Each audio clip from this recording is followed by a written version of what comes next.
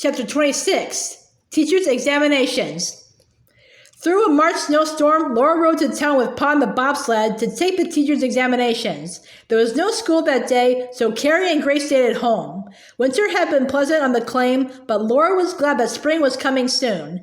Vaguely, as she rode in the nests of blankets on the hay, she thought of the pleasant winter Sundays with the family and Almanzo in the cozy sitting room, and she looked forward to long drives again through the summer sunshine and wind. She wondered if Barnum would still be gentle after the long winter in the stable. As they neared the schoolhouse, Pa asked if she were nervous about the examinations. "Oh no," she answered through the frosty veil. "I am sure I can pass. I wish I were sure of getting a school I will like." "You could have the parish school again," said Pa. "I would rather have a larger one with more pay," Laura explained. "Well," Pa said cheerfully as they stopped at the schoolhouse, "the first bridge is the examinations, and here we are. Time enough to cross the next bridge when we come to it." Laura was impatient with herself because she felt timid when she went into the room full of strangers. Nearly every desk was occupied, and the only person she knew was Florence Wilkins. When she touched Florence's hand, she was startled. It was cold as ice, and Florence's lips were pale from nervousness. Laura felt so sorry for her that she forgot her own timidity. "I'm scared," Florence said in a low, shaking voice. "All the others are old teachers, and the examination is going to be hard. I know I'll never pass." "Pooh, I bet they're scared too," Laura said. "Don't worry, you'll pass all right. Just don't be frightened. You know you've always passed examinations." Then the bell rang, and Laura faced a list of questions. Florence was right. They were hard. Working her way through them, Laura was tired when intermission came. By noon, she felt her own heart failing. She began to fear she would not get a certificate, but she worked doggedly on until at last she was through. Her last paper was collected with the others, and Pa came to take her home. "I don't know, Pa," she said in answer to his question. "It was harder than I expected, but I did the best I could." "No one can do better than that," Pa assured her. At home, Ma said that no doubt it would be all right. "Now don't fret. Forget about it until you hear the results of the examinations." Ma's advice was always good, but Laura repeated it to herself every day and almost every hour. She went to sleep telling herself, "Don't worry," and wake up thinking with dread, "The letter may come today."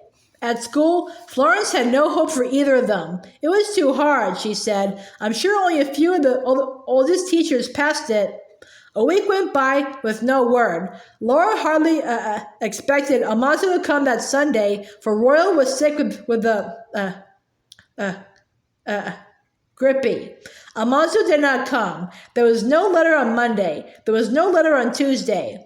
A warm wind had melted the snow to slush and the sun was shining, so on Wednesday, Pa did not come for Laura. She and Carrie and Grace walked home. The letter was there. Pa got it that morning. "What does it say, Ma?" Laura cried as she dropped her coat and crossed the room to pick up the letter. "Why, Laura," Ma said in astonishment, "you know I'd no more look at another person's letter than I'd steal." With shaking fingers, Laura toward the envelope and took out a teacher's certificate. It was a second-grade one. "It's better than I expected," she told Ma. "The most I hoped for was third grade. Now, if I could only have the good luck to get the right school." "A body makes his own luck, be it good or bad," Ma placidly said. "I have no doubt you will get as good as you deserve." Laura had no doubt that she would get as good a school as she could get, but she wondered how to make herself the good luck to get the one she wanted. She thought about little else that night, and she was still thinking about it next morning when Florence came into the schoolroom and came directly to her. "Did you pass, Laura?" she asked. "Yes, I got a second-grade certificate," Laura answered. "I didn't get any, so I can't teach your school," Florence said soberly. "But this is what I want to tell you. You tried to help me, and I would rather you taught our school than anyone else. If you want it, my father says you may have it. It is a 3-month school, beginning the 1st of April, and it pays $3 a month." Laura could hardly get the breath to answer, "Oh yes, I do want it." Father said, if you did, to come and see him and the board will sign the contract. I will be there tomorrow afternoon, Laura said. Thank you, Florence, so much. Well, you have always been so nice to me. I am glad I have a chance to pay some of it back, Florence told her. Laura remembered what Ma had said about luck, and she thought to herself, I believe we make most of our luck without intending to.